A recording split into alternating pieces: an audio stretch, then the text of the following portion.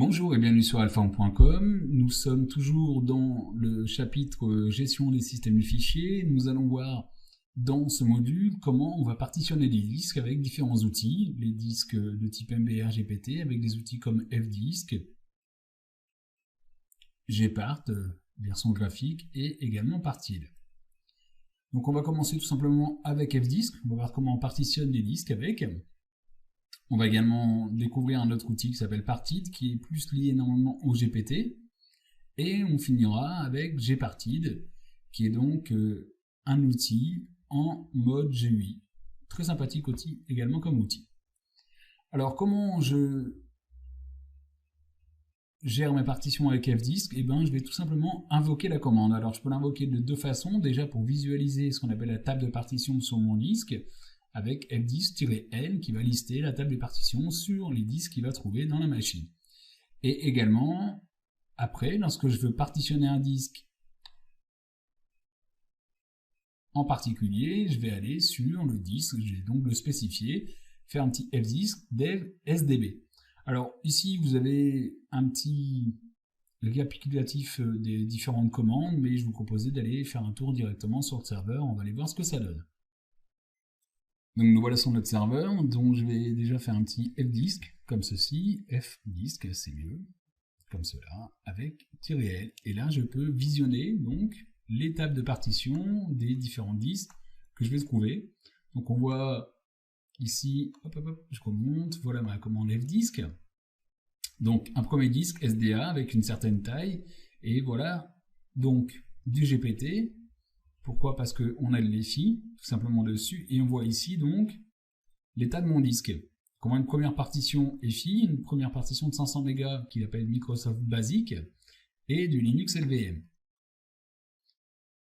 On va trouver un autre disque un peu plus bas, je descends ici, voilà, un disque dev SDB qui fait 64 Go, il est de type GPT également, et il y a deux partitions dessus, qui ont chacun des noms. Donc ça c'est pour le mode GPT. D'accord, ce que je vais faire, je vais rentrer sur mon disque SDB, comme ceci. Alors je fais un petit nettoyage de mon écran, voilà, ok. Donc il me dit, attention, la prise en charge de GPT dans FDisk est récente et en phase expérimentale. Donc utiliser précaution. Je vais taper la commande P pour printer donc la table de partition. Printer, c'est-à-dire l'afficher. Je vais taper la commande M pour avoir les différentes commandes, c'est-à-dire LED. Alors ce que je vais faire, je vais déjà supprimer les partitions. Donc comment je supprime les partitions? Avec D comme delete. Je lui indique la partition, il me dit il y en a deux, la 2 par défaut. Je fais ouais d'accord, la 2 c'est bon, la 2 est supprimée. Je fais un petit P pour print, je vois qu'elle a bien été supprimée, je vais supprimer la seconde. Et voilà, la partition 1 est sélectionnée et supprimée. Ok, je fais un petit P et j'ai plus, rien du tout. Alors maintenant, ce que je veux mettre, par exemple, c'est, je l'utilise là en GPT, mais je pourrais utiliser partition de type DOS.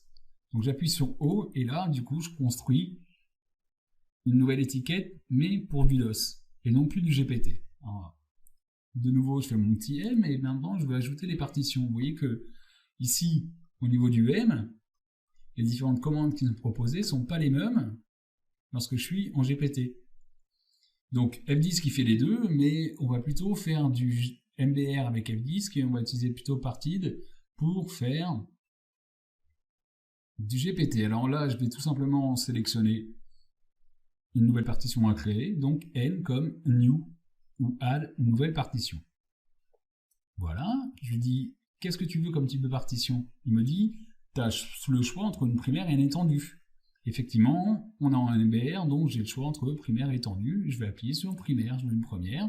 Il me propose donc le numéro de partition ici, de 1 à 4, et la 1 qui est sélectionnée par défaut. Donc, je mets une, mais elle est déjà par défaut, donc ce n'est pas nécessaire. Et après, je vais lui indiquer mon premier secteur ici, d'accord, et la fin, les derniers secteurs. Donc, je vais positionner le premier secteur, 2048 par défaut, et après, il me dit, soit tu travailles donc par secteur, comme ceci. Alors au niveau du calcul, c'est pas très évident, soit on peut travailler par taille. Donc je vais dire par exemple, je veux que celle-ci fasse plus 10 Go. Donc je vais mettre 10 G. Il m'indique donc qu'une partition de 10 Go a été créée. Avec la commande P, je peux visualiser ma partition. Donc je peux créer de nouveau une nouvelle partition avec N. Je vais créer cette fois-ci une partition étendue. Comme ceci. Je vais prendre donc la deuxième partition, celle par défaut. Je vais enlever ma petite souris, voilà, le petit curseur plutôt. Je vais commencer au prochain secteur, qui est de 200 000 ou 2 millions, ainsi de suite. Je valide et je vais prendre la totalité du reste. La totalité, en fait, du 10, c'est-à-dire 50 Go. J'appuie sur P et là, je vois que j'ai une partition étendue. Alors les partitions étendues, on a dit qu'on ne pouvait pas les utiliser directement. On était obligé de créer de nouvelles partitions. Donc si je fais un N dessus, il me propose soit une primaire. Alors si je clique sur P, là il me demande une nouvelle partition. Donc je lui dis par exemple la 3 ou la 4. Vous voyez, la 2 est utilisée. Il me dit pas de secteur de disponible. Et effectivement, j'ai pris le reste ici. Donc je vais appuyer de nouveau sur N pour une nouvelle partition. Du coup, je vais prendre une logique qui me dit tu la commences à partir de la numéro 5. Voilà le premier secteur. Et je vais mettre par exemple plus 10 Go pour ma partition. Voilà, elle a été configurée. Donc maintenant, j'ai une partition SDB1, SDB2 étendue et SDB5 de 10 Go. Ok, alors je me dis, cette partition, par exemple, je vais l'utiliser pour faire, je sais pas, je vais mettre des données que je vais échanger également avec du Microsoft parce qu'on va considérer que j'ai du Microsoft sur ma machine. Alors c'est juste pour vous montrer quelque chose, c'est-à-dire qu'on peut modifier ici avec le T, je sais pas où il est, le T, voilà, le type de partition. Alors je vais appuyer sur T et je vais modifier la 5. Donc il me dit déjà la 5 c'est par défaut. Et il me dit affiche les codes si tu les connais pas. J'affiche les codes et là je vois plein de codes qui sont proposés pour les partitions. Donc je peux faire de l'OS de masqué par exemple, du Linux, du Minix, de la FAT12, de l'HPFS, NTFS. Ah bah tiens ça peut m'intéresser. Ok, alors je vois plein de choses comme ça, du NetBSD et plein de choses. Donc je vais prendre par exemple de l'asset, HPFS, NTFS, voilà c'est validé. Et avec le petit P, je vois ici le type de partition. Maintenant je suis content de ce que j'ai fait, je vais écrire directement ma table de partition. Il me dit voilà, il y a eu un appel, ce qu'on appelle un IO control, un IOCTL, et les disques sont synchronisés. Ok, si j'avais fait ça sur un disque sur lequel je suis en train de travailler, c'est-à-dire le SDA par exemple, je devrais rebooter ma machine bien sûr pour qu'il puisse prendre la table de partition en compte. Ok, je fais un petit CTRL L et je vais faire un petit ls sur dev sdb avec le petit astérix. Et je vois ici mes partitions. Maintenant, je pourrais plus tard, et on aura l'occasion de voir ça ensemble, formater mes partitions. C'est-à-dire ce qu'on appelle poser un système de fichiers dessus. Ok. Alors, je vais reprendre mon F-Disk, ici, sur mon disque dev.sdb, de nouveau, je fais un petit P, et là je vais tout supprimer. Ok, donc 5 par défaut, et voilà, c'est parti, non, c'est comme ça, et voilà, c'est supprimé. Un petit P, j'ai plus rien dessus. Ok, un petit M, et là je peux par exemple créer une partition de type GPT. Donc je vais appuyer sur G, voilà, c'est fait. Construction d'une nouvelle étiquette GPT, j'appuie sur M, maintenant vous voyez les options ne sont plus les mêmes, ou les actions plutôt. Donc je vais enregistrer ça, donc on a une UID, GPT, hop, j'enregistre. Ok, maintenant je fais mon petit CTRL L et je vais utiliser un autre outil qui s'appelle Partid. Voilà, il me dit bienvenue dans Partid d'utilisation de DevSDA. Ah bah non, moi je veux pas DevSDA, je veux DevSDB. Ok, donc je me dis peut-être que dans l'aide il va me proposer ça. Ici on trouve Select périphérique. Ah d'accord, alors peut-être que je fais un Select Dev SDB. Voilà, utilisation de SDB. Ok, je fais un CTRL L pour faire un petit nettoyage, ce que je ne peux pas faire avec Fdisk en revanche, et je vais relancer la commande help. Alors là c'est sympa, vous voyez j'ai ce qu'on appelle l'historique de commande également. Donc là je vais créer des partitions dessus. Alors comment je crée les partitions avec ça? Je vais donc avec Partid sélectionner mon disque, on a vu ce que ça donnait, et créer ce qu'on appelle une table de partition de type GPT. Alors c'est déjà fait, mais je vais quand même la faire. Donc avec ça, je fais un MK label. et il va me proposer le type. Je vais lui spécifier GPT pour être sûr. J'aurais pu le laisser en MS-DOS ou en MBR, ça ne changeait pas grand-chose, j'aurais pu comme ça voir le changement. Et après, je vais créer mes partitions. Donc comment je crée une partition? Avec mkpart. Il va me demander le nom de la partition, le type de système de fichier. Alors il ne va pas être formaté dans le système de fichier, mais ça va être pour lui mettre un système de fichier dessus. Le début, la taille et la fin. Donc par exemple, pour faire une partition de 10 Go, de 50 Go à 60 Go. Et elle aura donc un nom, un système de fichiers, une taille, et ainsi de suite. Donc on va aller voir ce que ça donne. Donc on a dit un MK label. Alors là, vous voyez, c'est pareil, j'ai ce qu'on appelle la complétion des noms de fichiers. Voilà, je valide. Il me dit nouveau type d'étiquette de disque, GPT. Et voilà, il me dit, ça va être tout nettoyé. Je lui dis oui, voilà. OK. Maintenant, je peux faire un print, comme ceci, et je vois le disque que je suis en train d'utiliser. Donc le type de table de partition, de type GPT, la taille des secteurs, mon disque et sa taille. OK. Et le modèle. On voit qu'ici, j'utilise du VirtualBox de type SCSI. OK, donc maintenant, je vais devoir créer des partitions. Comment je crée une partition? Il me dit, pour créer une partition, tu utilises tout simplement mkpart et le type de partition, éventuellement, le début, la fin. Mais ce qui est sympa avec Partit, c'est qu'il me propose également de l'interactif. Alors, je veux dire, cette partition, ça sera par exemple pour mes machines virtuelles, un peu plus tard. Donc, je vais mettre virtuel dessus, comme ça. Voilà. Ou VM. Alors, voilà, on va mettre VM et en majuscule. Il va me demander un type de système de fichiers. Donc, par défaut, il me propose le XT2. Mais moi, je vais utiliser, on va voir ce que c'est un peu plus tard, ce qu'on appelle le XFS. Il me demande le début, donc je mets 0 par exemple, et la fin, je vais mettre, je sais pas, les 20, comme ceci. Il me dit, l'alimentation de la partition définie n'est pas optimale au niveau des performances. Je vais faire, oh, c'est pas grave, je vais ignorer. Ignorer. OK. Maintenant, je fais un petit print de nouveau. Et là, par contre, je vois ma partition. Donc le système de fichiers, il n'est pas positionné dessus parce que pour l'instant, on ne l'a pas formaté, on n'a pas mis de système de fichiers dessus. Donc on voit qu'elle fait 20 mégas, effectivement, c'est pas terrible. Ah, tiens, c'est marrant ça, mais c'est pas ça que je voulais. OK, donc je vais aller voir la supprimer. Comment je fais pour la supprimer? Je tape sur Help tout simplement, et je regarde comment détruire une partition. Ah tiens, ici je peux détruire une partition. Je fais quoi? Un RM, comme remove, et le numéro de partition qui est spécifié ici. Voilà, j'ai supprimé ma partition. Je fais mon print, c'est bon. Je fais mon CTRL L. Voilà, alors maintenant je peux faire de nouveau un mkpart, comme ceci. Voilà, j'y arrive, c'est sympa. Il garde tout. Donc le nom de la partition, on va garder VM, comme tout à l'heure. Le XFS. Voilà, le début, on va mettre 0. Et la fin, on va mettre 20G, comme 20 Go. Donc là, de nouveau, je fais un ignore. Alors, je ne me rappelle plus exactement pourquoi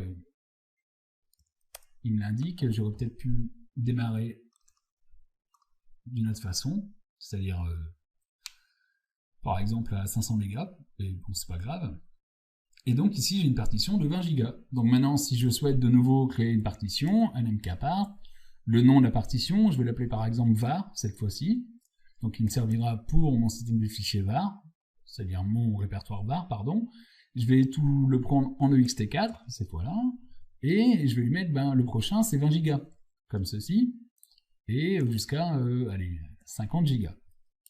OK, là, il n'y a pas de problème. Au niveau de l'alignement de la partition, OK, je vais faire de nouveau un print. Et là, j'ai deux partitions avec chacun un nom. OK, donc je viens de créer les partitions. Voilà comment je crée les partitions.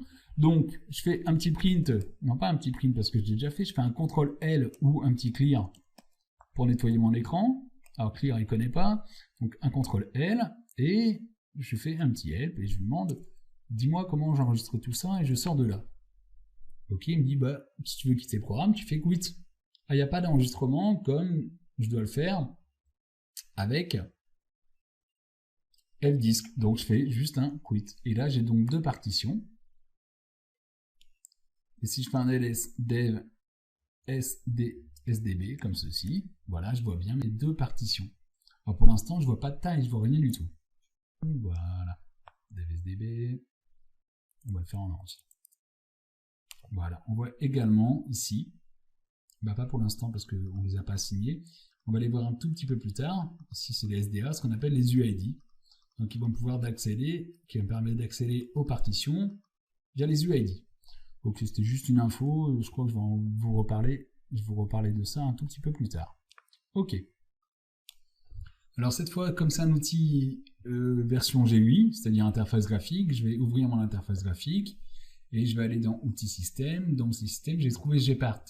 Alors, Gepard, j'ai moi-même installé. Alors, je vous montrerai comment l'installer. C'est un tout petit peu particulier pour l'installer. Il y a un autre outil qui permet également de partitionner les disques qui s'appelle outil de disque ou quelque chose comme ça. Mais je vais vous proposer Gepard parce que je le trouve particulièrement sympa. Alors, il démarre, il recherche les partitions, je vais l'ouvrir, hop, voilà, en plus grand. Et ici, je vois mes disques. Je sélectionne mon disque et il me dit, ah bah ça, je connais pas, tiens, dis donc.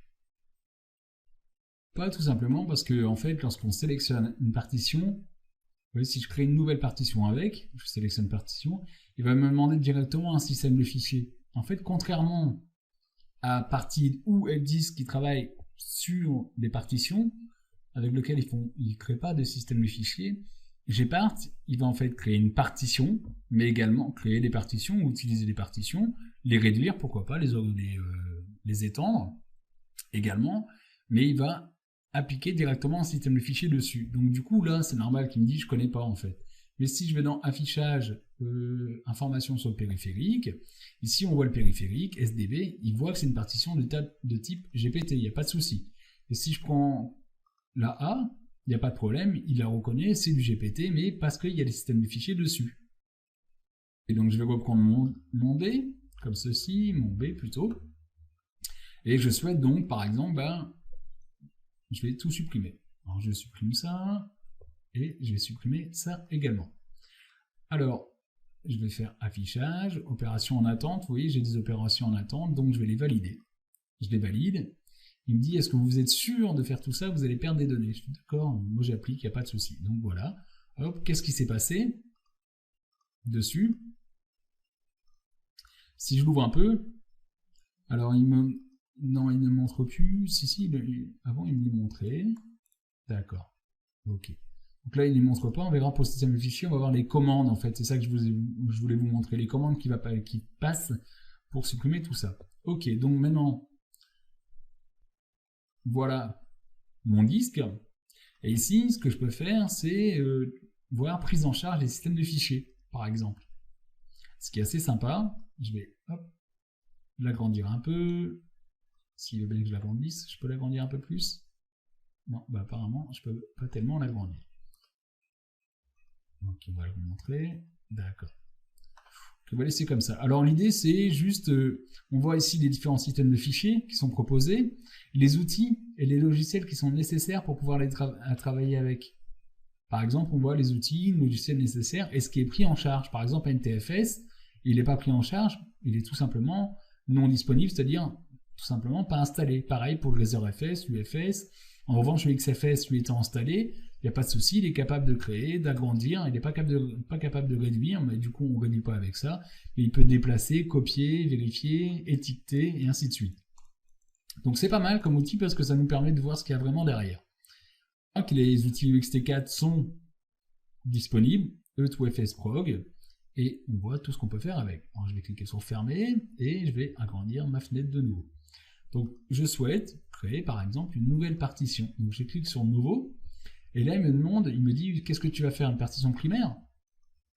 Pourtant, si je fais annuler, je regarde, et information du GPT. D'accord? Alors, il ne fait pas trop attention, donc du coup, on ne fait pas trop attention non plus, on va voir dans quel état il va nous mettre. Donc, système de fichiers, je vais lui prendre du XFS, par exemple, et je vais la réduire un peu, je vais la mettre à, par exemple, 10 Go environ. Je peux lui donner une étiquette, je l'appellerai, je sais pas moi, allez, comme tout à l'heure, VM par exemple, et on mettrait les VM à l'intérieur. Donc je valide ça, Et hop, c'est parti, il me dit que j'ai une opération à effectuer. Je valide l'opération, il me dit attention, hein, je fais d'accord, pas de problème. Donc voilà, c'est réalisé. Création d'une partition, ici, effacer les anciennes données, créer une nouvelle partition, et on voit la commande qui a été effectuée, ce qui est assez sympa. Ok, je ferme, et j'ai donc du coup une nouvelle partition. Ici, je vais faire, hop, information sur périphérique, j'enlève, je vais le remettre pour voir. Il est toujours en GPT. Donc, il fait pas attention en fait à primaire et pas primaire, c'est du GPT, donc on peut en créer autant qu'on veut. Donc là, je crée de nouveau une nouvelle partition, mais je vais la mettre par exemple comme ceci. Et là, vous voyez, je ne peux pas choisir logique ni étendue parce que je suis sur du GPT. Je vais mettre de l'UXT4 et je vais l'appeler celle-ci. Bon, non, je vais la mettre comme ça, par exemple. Comme ça va pas être l'anarchie. Après, sur mes disques, var, j'ajoute en UXT4. Je clique sur OK, je valide et j'ai donc créé ma partition. Donc, c'est un peu plus lent, vous voyez, mais c'est relativement rapide. Et on voit ici la commande qu'on verra un peu plus en détail un tout petit peu plus tard. Je valide. Et donc, je me dis, bon, ça serait pas mal que je puisse, par exemple, redimensionner ou pourquoi pas déplacer. Donc, je vais cliquer sur des... Hop, comme ça. Je vais déplacer et je clique sur redéplacer. Alors, déplacement d'une partition peut prendre beaucoup de temps. Je valide. Et ici, je vais valider ce que je veux faire dessus. Il dit attention, à chaque fois, vous pouvez rencontrer des pertes de données. Et en fait, il déplace, donc on voit le déplacement et la commande utilisée. Ce qui est assez sympa, parce qu'après, vous voyez que c'est assez rapide, hein, il a réduit après la partition. On voit les commandes utilisées. Je peux du coup enregistrer mes détails pour plus tard utiliser, pourquoi pas, les commandes. Donc je vais cliquer sur fermer. Et donc là, j'ai vu que je pouvais déplacer des partitions. Donc celle-là, est-ce que je peux la redimensionner ou la déplacer? Alors, la redimensionner, j'ai plus d'espace dessus. Donc ça ne marche pas. Donc, ce que je peux faire, en revanche, celle-là, c'est effectivement la redimensionner. Je peux la réduire, ou de nouveau, je vais l'allonger, ou l'étendre plutôt, et laisser un petit peu place à SDB1. Je clique sur redimensionner, il me dit attention, quand on manipule les disques, c'est dangereux, et je le laisse jouer avec les opérations. Donc on voit les différentes commandes, il vérifie le système, il réduit, il déplace, il réduit la partition, comme ceci, il agrandit la partition, hop, hop, hop, et agrandissement de la partition, ou tout simplement redimensionnement, et on voit les commandes. Tout à l'heure, E2 image, qu'on voit ici, E2 image, déplacement, avec les cylindres, et voilà. Et du coup, ici, pour celle-là, ce que je peux faire là, par contre, je peux faire du redéplacement et du déplacement. Je peux la déplacer, et je peux également la redimensionner. Je clique sur redimensionner, je valide tout ça, et je clique sur appliquer. Et c'est parti. De la même façon, je vais regarder les détails, donc comment il a agrandi. Là, il a fait un MKDIR, un mount, c'est marrant, un IFX gros FS, ainsi de suite. Et il a supprimé plein de choses, comme ça. Il a supprimé, par exemple, un fichier. On voit l'agrandissement de la partition, un répertoire qui a été créé de façon temporaire, ainsi de suite. Et voilà ce que ça donne. Je clique sur fermer. Et je suis très content de ce que j'ai fait. J'ai plus qu'à fermer, tout simplement, mon application. Donc voilà ce qu'on a couvert donc dans cette vidéo, le partitionnement aussi bien avec FDisk qu'avec Partid ou Part tout simplement, et également avec Gpart. Alors j'aime bien Gpart, malgré que je suis pas très pro interface graphique, mais je trouve que c'est un produit assez sympa qui me permet de redimensionner facilement, de déplacer des données, de faire pas mal de choses en fait. Avec les partitions, si vous avez vu que c'est relativement simple et efficace. Et ce qui est vraiment sympa, c'est que j'ai les commandes qui passent derrière. Je vois les commandes, je vais pouvoir éventuellement les conserver pour pouvoir les utiliser un peu plus tard. Si je ne maîtrise pas totalement les commandes, ça me permet de voir effectivement comment lui utilise les commandes. Donc je vous dis donc à très bientôt sur alphorn.com.